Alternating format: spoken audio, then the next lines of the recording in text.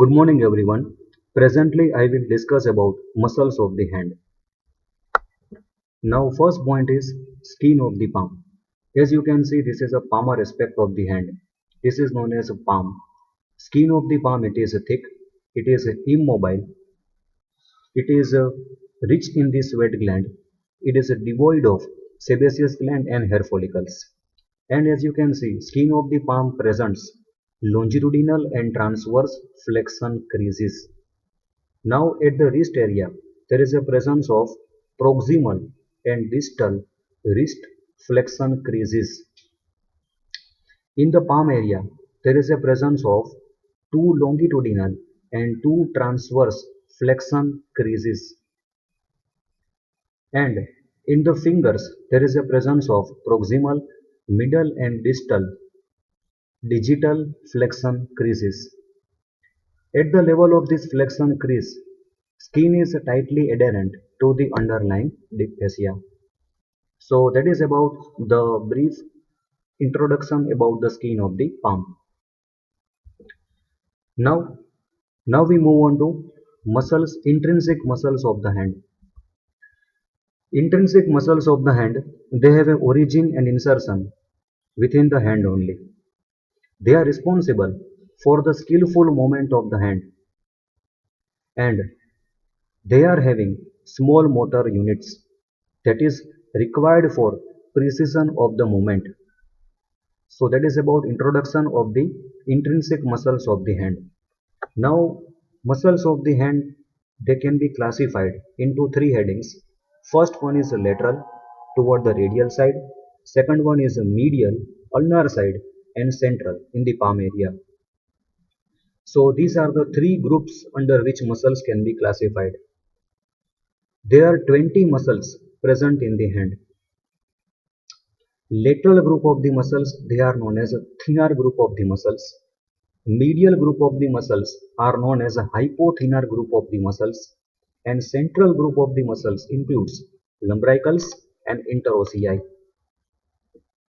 Now this slide shows articulated skeleton of the hand. Now as you can see in this photograph, these are the carpus, these are the metacarpus, and these are the phalanges. Carpus bones, when we name from lateral to medial side, from thumb to little finger, in the proximal row scaphoid, lunate, triquetral, and pisiform. In the distal row, from lateral to medial, trapezium, trapezoid, capitate, and hamate. Now, these are the metacarpal bones having a base proximal and head distal. In between, there is a presence of a shaft of the metacarpal bone.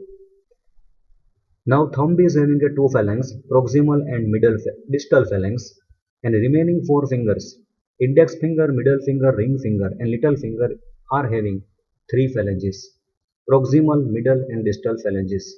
So these are the articulated skeleton of the hand. This is also a line diagram of the hand skeleton. In this green color you can see it is one of the modification of the deep fascia, that is flexor retinaculum. It will convert the concavity of the carpus into a carpal tunnel. So that is about the deep fascia modification in the wrist area. Now as you can see in this photograph, this area is known as thenar eminence or thenar area, and lateral medial area is known as hypothenar area or hypothenar eminence. This thenar eminence, it is limited by radial longitudinal flexion crease. So that is about the thenar and hypothenar eminence. Now we move on to muscles present in the thenar area or thenar muscles. First one is abductor pollicis brevis. This muscle is abductor pollicis brevis. Origin, as it lies laterally, so it arises from the lateral side present carpal bones. First point is tubercle of the scaphoid bone. Second point is crest of the trapezium bone. And third point is flexor retinaculum. That is its origin. Insertion into lateral side of the base of the proximal phalanx of the thumb. Nerve supply by the recurrent branch of the median nerve and action, as the name suggests, it will help in abduction of the thumb. So that is about abductor pollicis brevis. First muscle present in the thenar eminence. Second muscle in the thenar eminence present somewhat medially, flexor pollicis brevis. It is having superficial head and deep head. Superficial head arises from the crest of the trapezium and from the flexor retinaculum, and deep head arises from the trapezoid and capitate bone. Two head unite and they will form a common tendon. That tendon is inserted into lateral side of the base of the proximal phalanx of the thumb. That is insertion. Now nerve supply. Superficial head is supplied by median nerve and deep head it is supplied by deep branch of the ulnar nerve. Action, as the name suggests, it will help in flexion of the thumb. Now third muscle in the thenar eminence is opponens pollicis muscle. This muscle is present somewhat in deeper plane. This is opponens pollicis muscle. It will arise from crest of the trapezium bone and from the flexor retinaculum. It is inserted into lateral border of the first metacarpal bone and lateral half of the palmar surface of the first metacarpal bone. That is opponens pollicis muscle.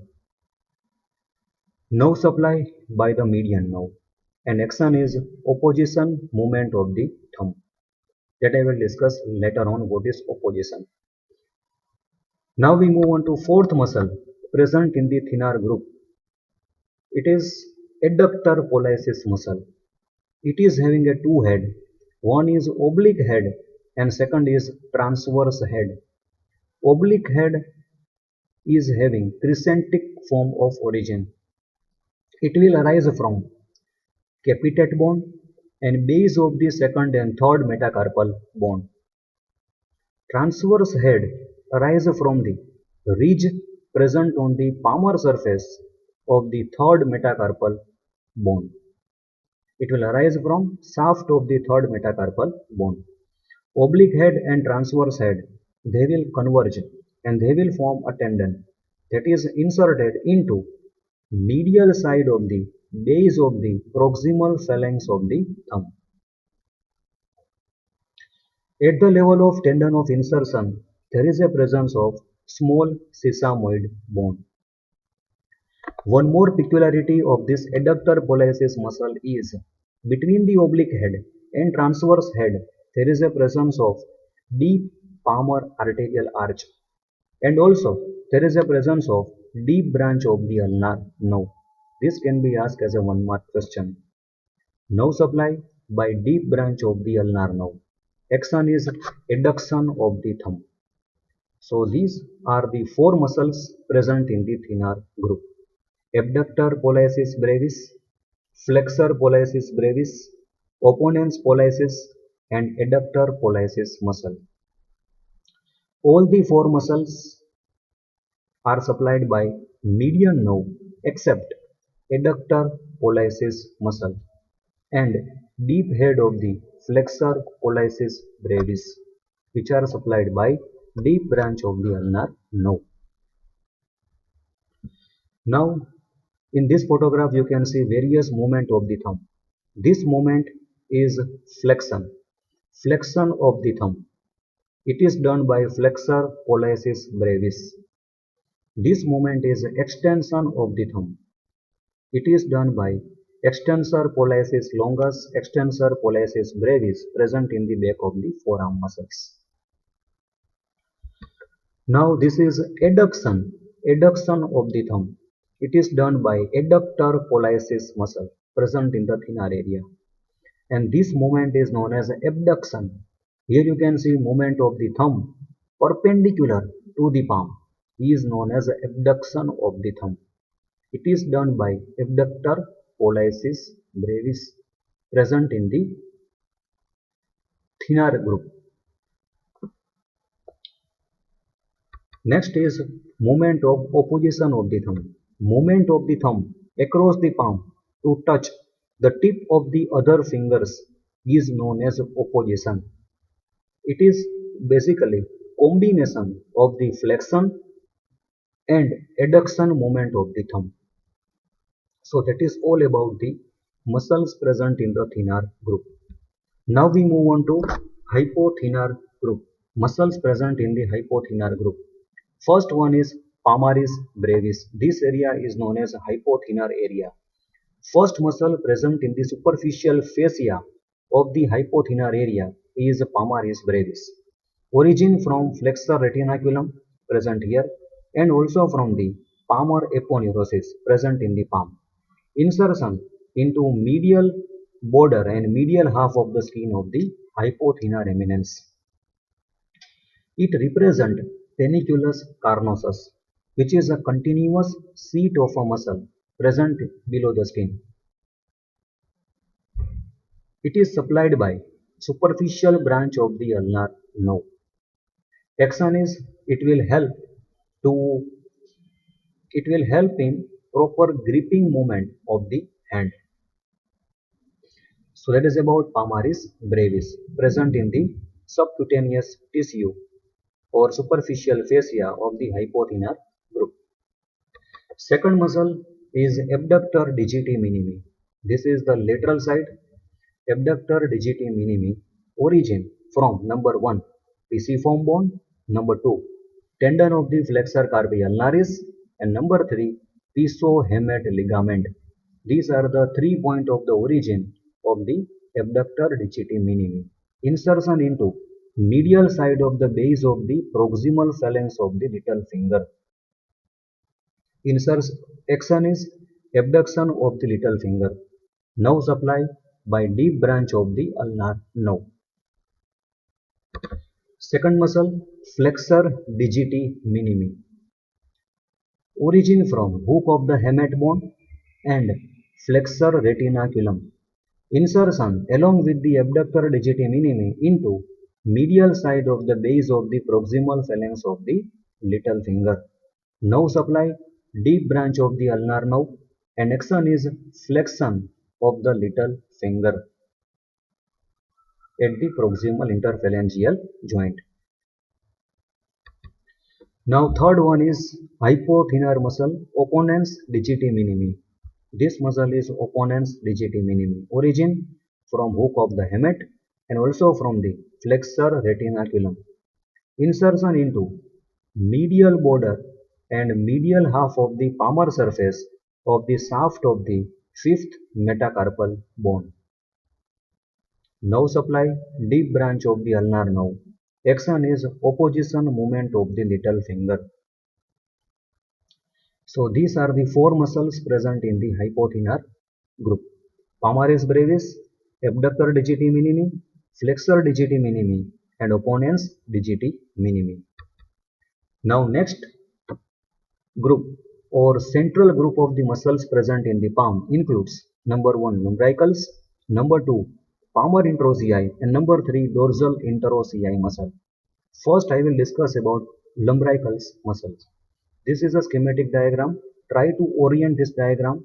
This is a tendon of flexor pollicis longus, deep muscle of the front of the forearm present on the lateral side. Medially there is a presence of flexor digitorum profundus. Tendon is having a 4 tendon group or 4 slips are there. From these 4 slips of the flexor digitorum profundus, there will be origin of the lumbrical muscle. Lumbrical muscles are 4 in number. They are named from lateral to medial side 1, 2, 3 and 4. First 2 are unipinnate and third and fourth are bipinnate. First and second lumbrical muscle arise from the radial side or lateral side of the tendon of the flexor digitorum profundus for the index finger and middle finger. Third and fourth lumbrical muscle, they will arise from adjacent side of the tendons of the flexor digitorum profundus of middle finger, ring finger and little finger. All the lumbrical muscle, they get inserted into dorsal digital expansion of the corresponding digit on the lateral side. That is about insertion. Now nerve supply. First and second lumbrical muscle are supplied by median nerve. Third and fourth lumbrical muscle present medially. They are supplied by deep branch of the ulnar nerve. Lumbrical muscle are so named because they resemble earthworm. They resemble worm-like. Now action. Action of the lumbrical muscle is, as you can see in this photograph, flexion of the metacarpophalangeal joint and extension of the interphalangeal joint. This is the action of lumbrical muscles. Now next is interossei group of the muscle. They are named interossei because they are present in between the metacarpal bones. They are located in interosseous position. Now interossei muscle can be classified into two headings. First one is palmar interossei and second one is dorsal interossei muscle. Palmar interossei muscle, they are present on the palmar aspect and dorsal one they are present on the dorsal aspect. Palmar interossei muscle, they are all the interossei muscle, palmar and dorsal, they are four in number and they are numbered from lateral to medial side, from thumb to little finger. First I will discuss palmar interossei muscle. As you can see in this diagram, this is a thumb, index finger, middle finger, ring finger, little finger. These are the metacarpal bones. Palmar interossei muscle, all are unipinnate. First and second, they arise from medial side of the first and second metacarpal bone, shaft of the metacarpal bone. First one will also arise from the base of the first metacarpal bone.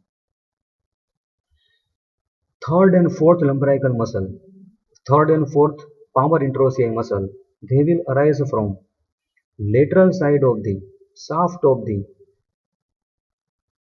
fourth and fifth metacarpal bone. Insertion.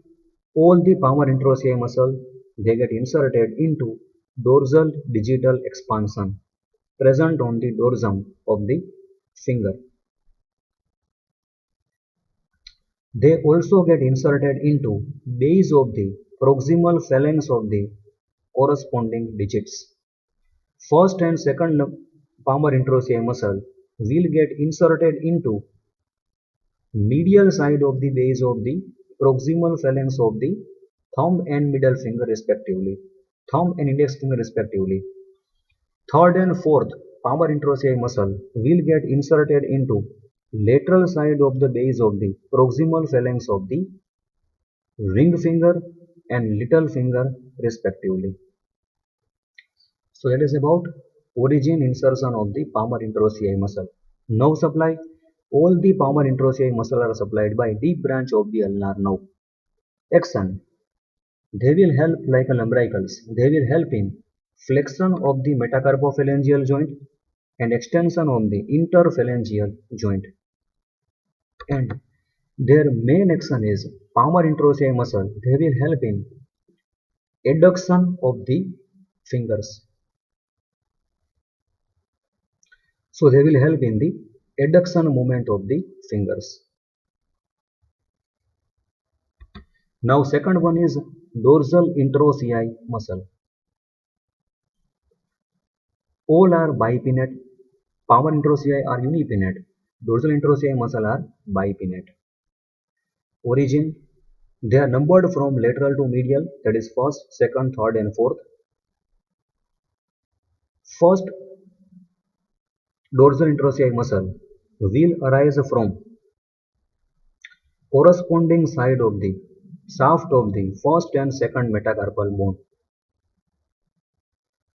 Second muscle from the second and third metacarpal bone, third muscle from third and fourth muscle from fourth and fifth shaft of the metacarpal bones. Now insertion. All the dorsal interossei muscle will get inserted into dorsal digital expansion of the corresponding digits, and they also get inserted into base of the proximal phalanx of the fingers. First one, it is inserted into base of the proximal phalanx of the index finger on the lateral side.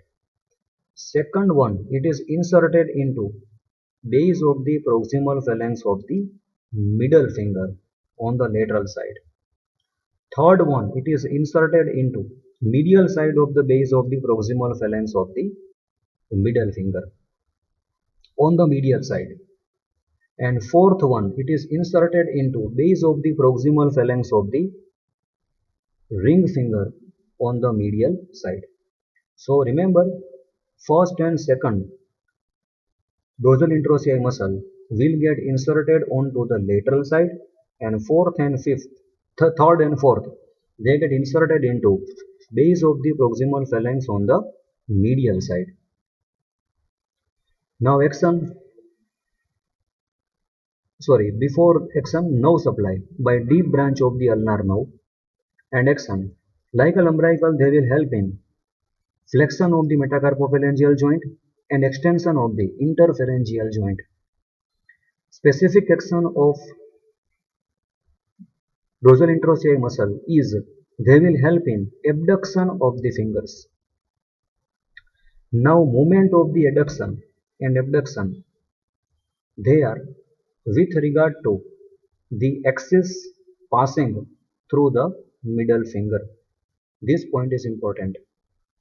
So you can see in this diagram, the axis of adduction and abduction, it will passes through the middle finger. Now this is adduction of the fingers and this is abduction of the fingers. Palmar interossei muscle, they will help in adduction of the fingers, and dorsal interossei muscle, they will help in abduction of the fingers. This can be remembered by remembering two words, PAD and DAB, pad and dab. P for palmar interossei, they will help in adduction, and D for dorsal interossei muscle, they will help in abduction. So that is all about the muscles of the hand.